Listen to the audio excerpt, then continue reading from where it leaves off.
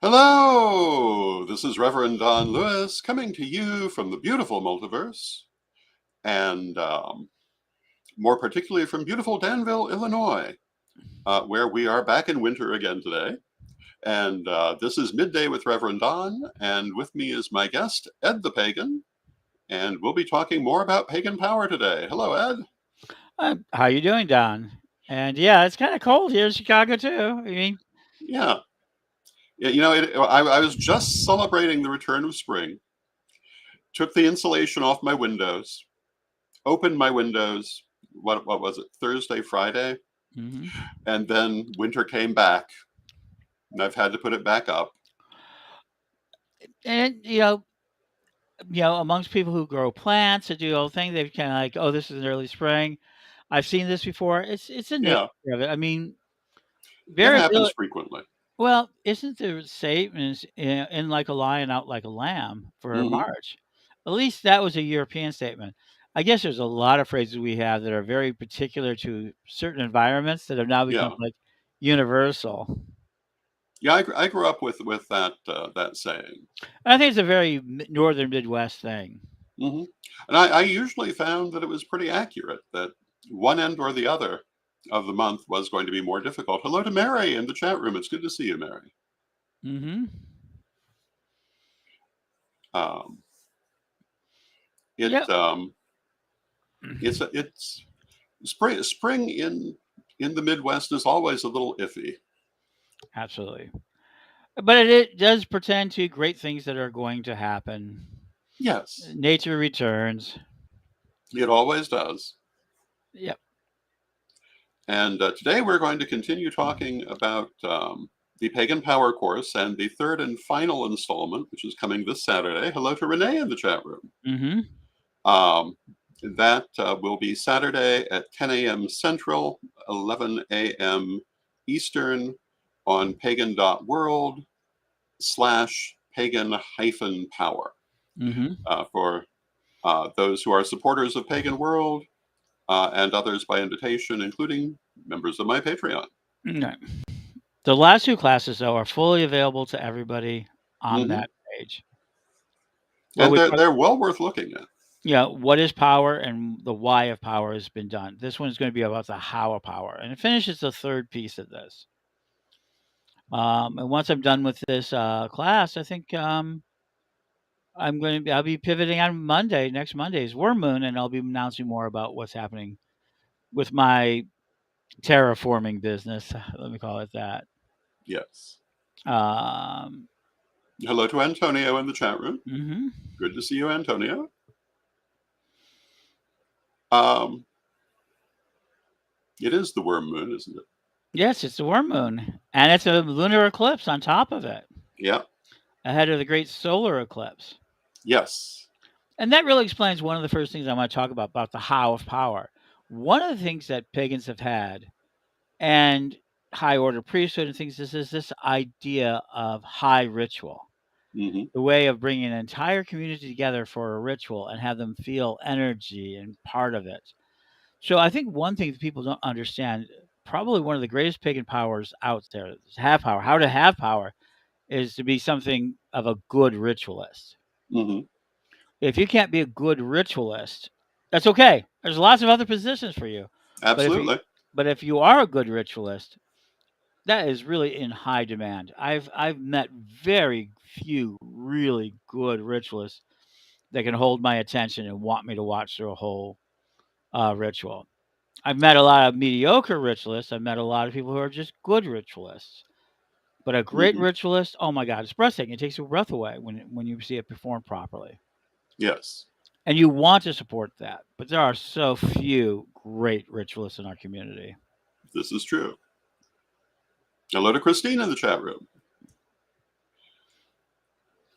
It it's a very specific skill Mm-hmm. to be able to simultaneously hold people's attention, raise and focus energy, and keep everything rolling all together. And it takes some practice. And and that's one of the major powers. So how to power. So be a great ritualist. And I think the second part, I think one that's even more important is the nurturing role. Hmm. Um, is the nurturing role, which is the priest or priestess, and it's mostly priestess, and especially of our first elder or elders of our tradition, is Hmm. the idea of the nurturing rituals, of being able to help people get through their rituals of birth and death and marriage and hospital stays and healings and all of these. I'll pray for you today. All of these are power. And these represent a way for you to obtain power in the pagan community because people want these things. And if you're willing to do it for them, they're willing to support you. So very few people actually pray for other people. And we believe that it's a power in the magical sense, but in the attention and the ability to move people in the physiological sense, the psychological events, make them want to join groups, want to attend you, buy your books, whatever it wants. This nurturing is one of the most biggest powers that you can do for free. Absolutely. And hello to Bimby in the chat room. If you guys have any questions, feel free to ask. Yes, questions are good. Yeah. Um, but that's the first step of power. And there's some other real ways of how to power. I mean, I'm going to teach one trick that will change. I think once I call it a trick, and it's not a trick, it's a process that exists in the world. And it's been built on for a long time. So, but when I'm going to explain it in this class on Friday or Saturday. Wow. I'm doing another class on Friday that I'm taping. But it has nothing to do with this. Um, A worm class. a worm class, absolutely. I'm about to really get back into being a worm farmer because one of the things about power is you got to live in your truth. Hmm. And that's hard for people to live in their truth. And people really won't understand this, but most of the 30 years I've been living my truth inside other people's truths. That's a Hmm. big thing. I have actually done classes, and people don't believe it, but I'm not the main leader. I'm historically a number two leader. I mean, I am in support. I'm in doing things, and oftentimes I may take a number one leadership to say for an event, Hmm. but it's really in recognition of all the speakers and all the other people. And I Yeah. don't say, "Well, this isn't what I'm doing. This is what we're doing." Well, and that is a very important point. It was the thing that just occurred to me. Hmm. And recently, you were posting photos from the Pagan Leadership Conference back in the Chicago Pagan Leadership Conference back in 94. '94. Yep. And the way you opened that conference was, in my opinion, one of the most powerful things you could have done.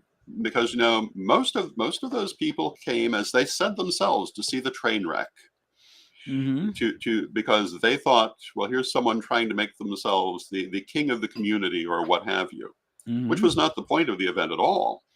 No. And all you did was basically say, welcome everyone. This is the Chicago Pagan Leadership Coalition, and we want to invite all of the different leaders up to talk about their groups and their activities. That's what we did. And that totally changed everything that happened that day. Hmm. It became all about them, which is what it was always meant to be about. Right. And that changed the community altogether. Mhm. It did. It made a huge positive change. And that can happen in in a moment.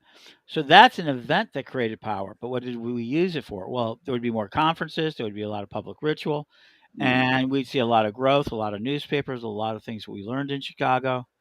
I don't But think the Chicago community has ever had more publicity than it did in mm-mm, those years, no. or more events in a shorter period of time by more different groups. Hmm. At least one of which is still going on all these years later, the Fellowship of Isis conference. Oh, sure. And Bimby in the chat room says, I'm actually fairly interested in being a worm farmer. Follow my page. Yeah, You can follow my page at A Hubbard or also healthyworms.com. Um, because we like healthy worms. And actually, let me just go ahead and talk about power. So I've been looking at it, and people don't realize why am I going back into the worm business? One, I need an income. I need a sufficient and suitable income to take me through these next few years. And worms, believe it or not, are more today. That worms are being offered for more expensive than wagyu beef, which is out of the top of silver, Kobe beef. I'm finding them now. There's like people selling them for a pound of worms for $80. I can't believe they're getting away with that. Well, But it is a way. worms are good food. Yeah. Well, everything likes a Not good necessarily worm. for us, but Oh, even for us. I mean, we could eat them instead of some of the fish stuff. well, I mean, yeah. and there are cultures, and there's Native American dishes with earthworms in it. I Mm. mean, there's a lot of And different. Yeah. aren't they used to feed fish? Well, that's it. They could be, but Hmm. no one's going to feed caviar to fish. Well, No yeah. one's going to sell Kobe beef to fish. There's a worldwide shortage of worms to meet the needs that would real, so that it makes it a luxury product. It's a composting project. It's something you do to make the environment better, but nobody has yet scaled it. That's my job, scaling that Absolutely. sale. But if we were to say get into a scalable situation where we could produce tons and tons of worms for under $2 a pound. Remember, we're talking about 30, 40, 50, $70 a pound to $2 a pound and make it profitable. It would actually be a sustainable world. Hmm. I mean, and there's probably some worm farmers out there go, what do you mean $2 a pound? I can't make it work. Well, that's true. It might not be able to. But there's power in that, both the vision of creating something that's sustainable. Um, you can do it, but mostly right now they're saying, yeah, Billy says, good composters. I don't know how I feel as a vegan. That's up to you guys. I mean, but right now they're being sold for mostly composting purposes. No Hmm. one's really buying them to eat. Trust me. They're not that tasty compared to the value of other foods of the same type. Yeah. But they will eat everything you leave behind to scrap. So there's a lot of a power of finances if you can raise worms for under, say, $30 a pound and sell Hmm. them for $30 a pound, $40 a pound, $50 a pound. You had mentioned that you're planning to revive the "Will They Eat It" Sure, videos, sure I am. which was So, all about what earthworms will eat, or which is can't most anything. what they can eat, yeah. And we'll test it in different ways to eat and how long it takes. There's a lot of room for it. I just was watching something called Elm Dirt today, elmdirt.com. Check them out. And they had a commercial about the fact that they were using worm castings. They're only 4 years old and grow worm in the basement. And now have a warehouse, and they're producing 100,000 bottles of plant juice that's helping them. And the reason why they formed the company, this young woman, was because of the need of chemicals, fertilizers that wouldn't harm her children and her pets and would be good for their bodies. Hmm. So there's a lot of value in that, but this is what we talk about power, how to power. So for me, that is how to power. But it also has a secondary power that's deep inside my faith. And that is, I will be able to provide income to my community for those who will build it. It's not just about me growing a few worms, it's a lot of work. We're talking about possibility of growing tons and putting people to work and people to assign work and then buying land and preserving that land and returning it back into a situation. Everybody goes, oh, climate change is coming. Yeah, okay. I know it. I'm completely convinced. I've told you that before. But what can we do to build our own biomes? It may be that we wipe out the planet with a desert, but are we going to be the ones who build the oases? And I have a vision of building oases, bio areas where we were raising worms, we're raising food, we're raising our pagan authority. Um, and that's what the how-to class is: how to raise your authority, not just in paganism, but in the world. So, what is Saturday's class about? How to Hmm. raise your authority. For me, being Ed the Pagan is cool and all, but Ed the Wormfarger has a lot more authority in the world than I will ever have as a pagan. Just truth, because Yes. it's true. I mean, Ed the Worm Farmer is better known, believe it or not, is better known to governmental and higher end officials and into the environmental movement than Ed the Pagan.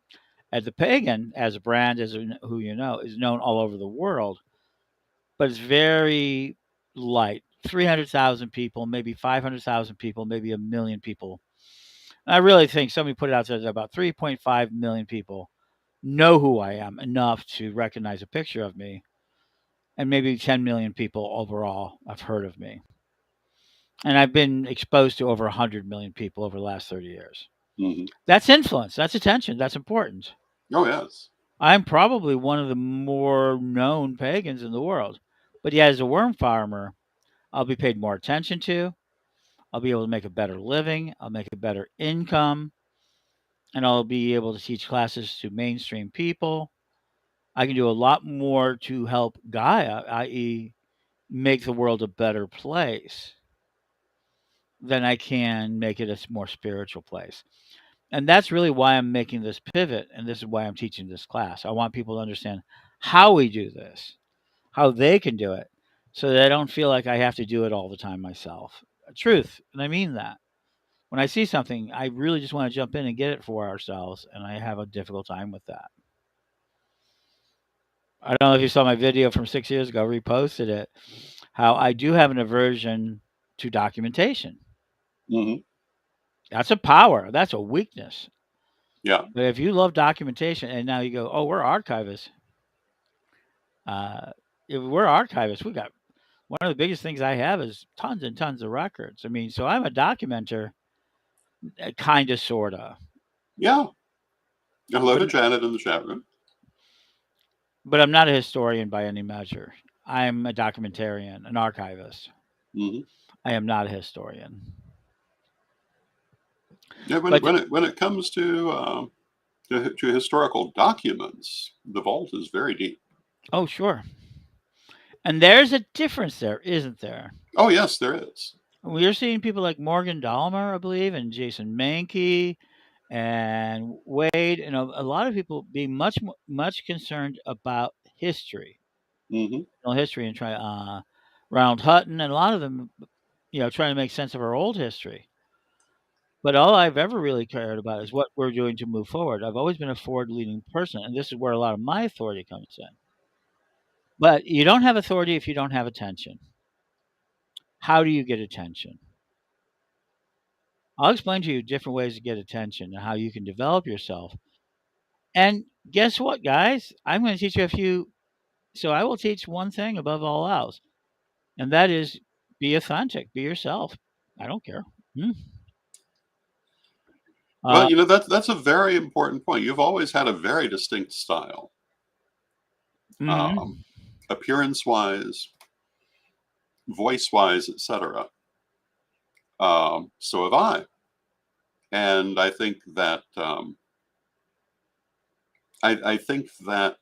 not conforming to anyone else's idea of style is a very powerful thing. Well, even the way I gained authority in a time when books were the authority, you were not an authority without a book. I built the first radio shows, Hmm. and that gave me standing and footing with a lot of the people who are authors. Yeah. And no one had seen that before. My game in the media, I've been published in over 400 articles and responsible for that many more for people Hmm. all over the world. I've been interviewed in almost every medium that I know of, and I've been interviewed across 6 continents. Hmm. And played on 7 because we've had fans in Antarctica. Well, it's Uh, true. you know, um, so that's where that. But I will also tell you one of the things of how-to power. You have to have a way to measure it so you know where you're at. Yes. I will say that one of the most powerful voices in our community is often never heard and really doesn't stand for us, and that's Oberonzel. Hmm. He's heard in the community. He's the most powerful voice in the community, but he's not the most powerful voice of our community. Hmm. That would be to go to Phyllis Carrot. Hmm. That would go to Patrick McCullum. Patrick McCullum is now down in the down after all that knee surgery and all that stuff. He's down right now in South America. I believe South America, Yeah, I writing, believe so. fulfilling a belief in his own a prophecy that has been made in his belief of his own role in it. Hmm. And he's talking to the world. Starhawk. is a person who's got a great deal of voice, almost deniably almost no voice in the pagan community. No one really talks about Starhawk, but if you talk about the ecosystems of the world and the green things and her particular groups of how they save the world through their ecosystems, tremendous voice. Hmm. In fact, no voice inside the pagan world has a great deal of voice outside of it. Hmm. And Christine in the chat room says, my front yard and the fields around my house are alive with all the movement of night crawlers. Yep. Uh, And that's kind of wet. And that's why we in nature. So, what did our ancestors do? They began naming the moons for the activity that would follow them so they can have an agricultural record. And that gave them power over the environment enough to make it their environment. What is power? Power is ultimately making an environment favorable to you and yours. yeah, that's a very good definition. That's okay, Janet. You can always watch it later. We're always available. And this will be available years from now. That's one of the things. But voting is very important. Today, go out and vote. Today, go out and vote. Absolutely. Yeah. Vote, vote, vote. And why do you vote? Is because at least it shows an interest. I don't know that, you people will say it's good, it's bad, or anything else. I don't care who you vote for. I think it's a very important act of power. Hmm. Starhawk is one of my favorite people too, and I think she's written really well. I think she's very deep in the pagan community. But if Starhawk came out today with a message, I don't know that she could get it into the pagan community.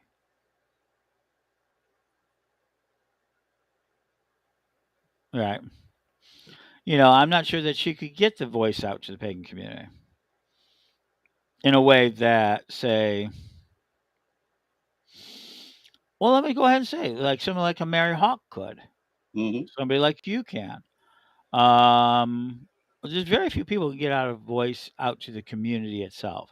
So we have a lot. So one of the how tos is how do you build power within the community, but how to build power with you, which is more important out in the world. And they're not the same thing. Hmm. They're deeply related, but they're not the same thing. Well, that's one of the things I think that Hmm.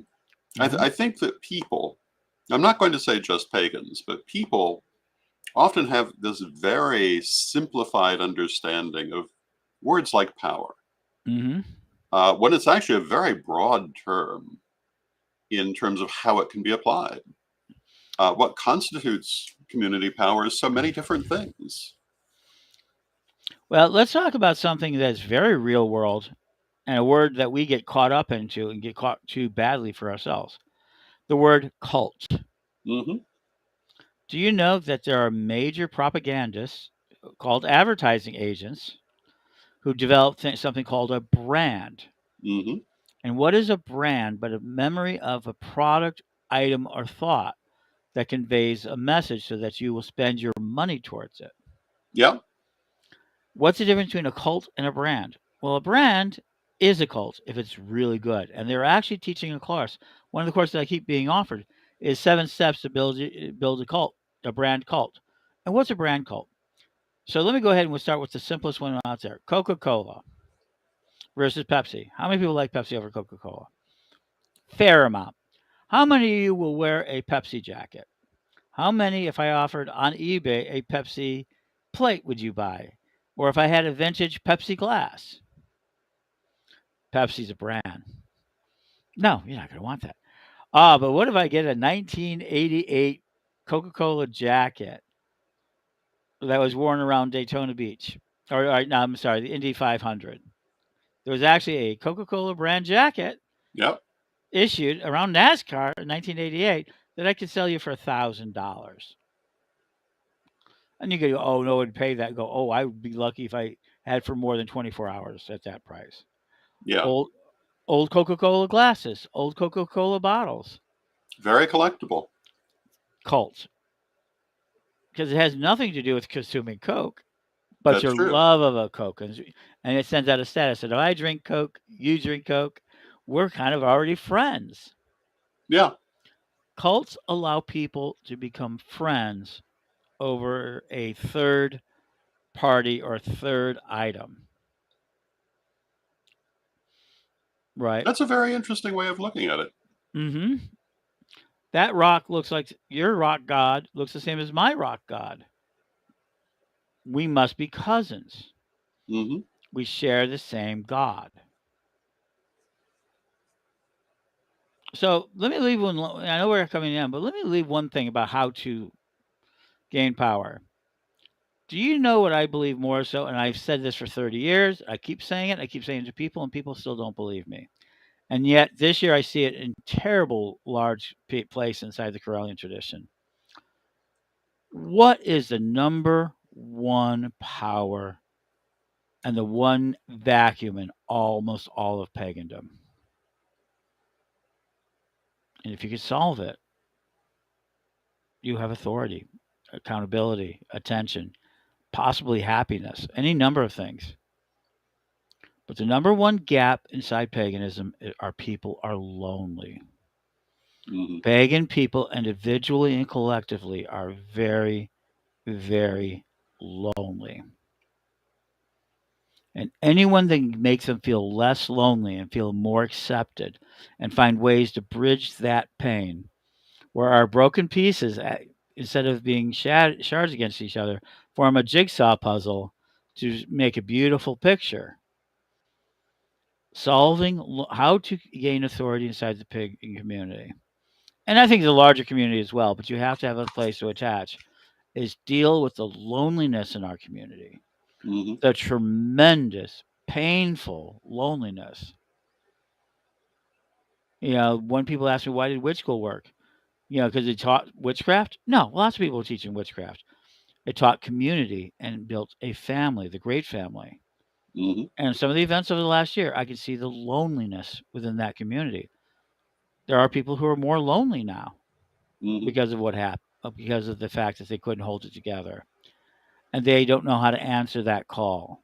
Hopefully, the Corellian leadership will start answering that call to deal with that loneliness again.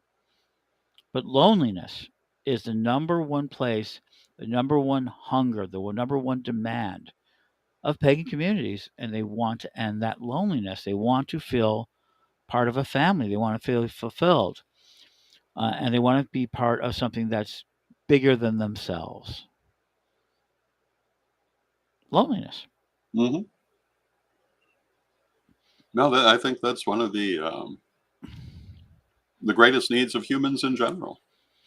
Why did witch school exist? Because people couldn't find training. They were lonely and couldn't find training. And when it was available online, they joined. Hmm. You know, People don't realize the early witch school, we had a lot of things right. We were like a chat, we had chat rooms and e Hmm. groups. We set up all sorts of communication networks. And Facebook took a little bit of that away, but they still do today. They're going to have illustration Yep, in Danville here soon. we are. So, and that's a way for them to answer where they're less lonely online. This makes it even more easy to fill and to feel less lonely because then you can see the people, you can smell the people. Don't tell me you can't smell them. You just don't realize it. We all have these scents and pheromones and exhalations. You can eat with them, a very human communal thing. So these events, festivals, illustrations, people who gain authority through those is because I know you're going to help me with what? My loneliness. Hmm. Maybe for maybe just for a few hours, like on a pagan parade afternoon, maybe for months because I joined a group, maybe for years because I've really kind of keep active, or maybe for a lifetime because I'm able to join a group like the Corellians or ATC Hmm. or other major groups, Fellowship of Isis, and they're going to give me structure so I can interact with people who will respect me and care for me. And that's why Fellowship of Isis has been around for a long time. That's why ATC has been around for a long time. The truth is that's why Llewellyn has been around for a long time because they care about books. Yeah. There's a lot of 30-year-old festival. Byron Ballard's Mother Temple's been there for decades Hmm. because they deal with this one issue. How to gain pagan power? Well, I'll talk about many things, but one thing is about dealing with loneliness. Loneliness in a leader, is a terrible feeling and why we do some of the stuff we do. And it's also really important when you can heal other people of that feeling, that loneliness. And Christine in the chat room says, I love the sense of belonging I get from being a Corellian priestess. Thank you, Christine. So Saturday, 10 o'clock. Let me go ahead and finish it off. Central Time, I'm going to give you at least 5 hardball, real world ways to gain power. That if you do, you'll gain more authority within your field. And then I'll talk about a lot of the soft power. It'll be the same as last week. It'll be about 45 minutes long. And if you attend live, you'll be able to go into the second part, which is an uncensored and, more importantly, unrecorded section of it. But if you want to see the last two, it's up. The last two are up, and this is the last one. And this will be the last one that I do for a while as I pivot back into Ed, the pagan Gaius, the worm farmer, back to permaculture, back to growing something. Yes, indeed. Well, thank you for joining me today. Mm-hmm. We have come to the end of our half hour. I will be back tomorrow with Chris Copeland, talking about recent developments at Corellian Publishing. On Thursday, I'll be talking about the Equinox Sabbats, Ostara and Mavon. And Friday will be a best of interview with Belladonna Laveau. Hopefully you're enjoying the show. I want to thank everyone for joining us. And let us close with our prayer, as we always do. And Divine Mother Goddess, Divine Father God, beloved ancestors, we thank you for all that you do for us in our lives, and we ask you to help us to find the best paths for us to follow in life. Help us to know how to exercise power in our own lives, power in our own selves. Help us to know how to survive this world and thrive in it. Beloved Mother Goddess, beloved Father God, beloved ancestors, we thank you with great love and thanks, and may you be blessed now and always. And I thank you for joining me. I'll see you tomorrow, and may you be blessed now and always.